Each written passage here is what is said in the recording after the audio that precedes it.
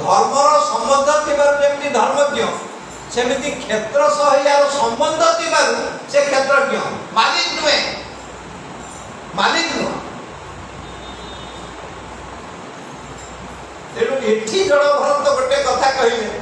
राजा तू जो क्षेत्रज्ञ बोली भाविଛୁ ताको मालिक बोली भाविଛୁ सेहिति पे तोर अहंकार आसुଛି राजा का प्रथम प्रश्न कौन थिला काहे की अहंकार आसे कर्तृत्वर थिबारु अभिमान थिबारु मालिक पणिया थिबारु तोर अभिमान आसुଛି किंतु मो पक्षे मु जानिछि ए जो क्षेत्रज्ञ कथा तू कहू मालिक कथा एटा केवल शरीर संबंध जो मोर हेछि आत्मा टे से आसीबो शरीर नब ये बारंबार आसीबो बारम पुनः पुनः बसति पुनर्पशु आत्मा गोटे ना पुनर्पशु ता माने बारंबार बारंबार से आसी शरीर नब एही संबंध जो आमे ताको क्षेत्रज्ञ कहू तो अनुमान करे क्षेत्रज्ञ जो दुईटी विभाग गोटे कर्तृत्व पणिया क्षेत्रज्ञ गोटे कर्तृत्व विहीन क्षेत्रज्ञ एइथिरे आमे अलग अलग भाबुजे तू कर्तृत्व पणियारे भाबुछु अभिमान सेति पई आसुची मु केवल संबंध दृष्टि भाबुची केवल तू तो संगे मोर संबंध बोली मु ताको कर्ता बोली भाबे नहीं एइथि पई आम तोर अभिमान अलग मोर अभिमान अलग ए जो कथा आसुची द्वितीय कथा होची ई जो माने कथा माने भावर अभिव्यक्ति होची ये आत्मा को आमे तो कहि दउते ये किछि नुह शरीर लउची केवल एठी गोटे विभाग आसुची ताना होची तादात्म्य बा तादास्योपाधि ये भी बाबाजिया भाषा आपको ठीक ठीक बोलते अरे कौन होए कि बेले बेले एमिति एमिति शब्द सब पळै आसे जहा को बुझिबा भी बहुत कष्ट है तत उपस्थ आधि तातास्योपाधि माने जणे जनक संगे बारंबार मिसिले जेमिति उभय उभयंकर गुण धर्म को ग्रहण करती तत उपाधि ये ताको माने गर्भस्थ कर साइले यार गुण को सीए ले साइले याकू कहते तातास्योपाधि बा तादात्म्य बोली आमे भागवत रे जाके तादात्म्य कहू सबुठी कहूबा कथा एठी मध्ये आज भी से कथा को पुणी थरे कहूची केवल जानिबा पई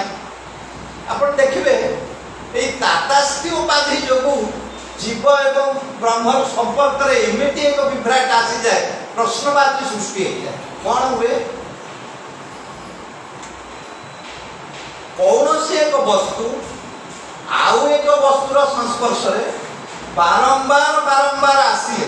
बारंबार ये वस्तुर जाति धर्म वर्ण गुण को से वस्तु ग्रहण करी जाए तार वर्ण गुण को ये ग्रहण करी जाए धरतु जोटे चारि कोणिया दुहा गोटे माने सुविधा दृष्टि गोटे माने उदाहरण दृष्टि कहूची चारि कोणिया गोटे आकार पे कहूची गोटे लुहा चारि कोणिया नियो लुहार गुण केबे पोड़ी दला नाही दाहिका शक्ति लुहार अछि कि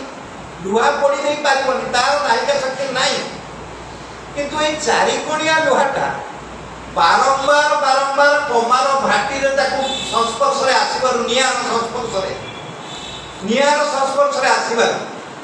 नियार जो धर्म गुण थिला ताकू एबे लुहा ग्रहण कर सारले एबे ये लुहा पोड़ी देई पारिबो ना नाही यार दाहिका शक्ति आछे ना नहीं तबे ये लुहार तातात्म्य हेई गला तातास्थ्योपाधि हेई गला का संगे अग्नि संगे कोन पाइबा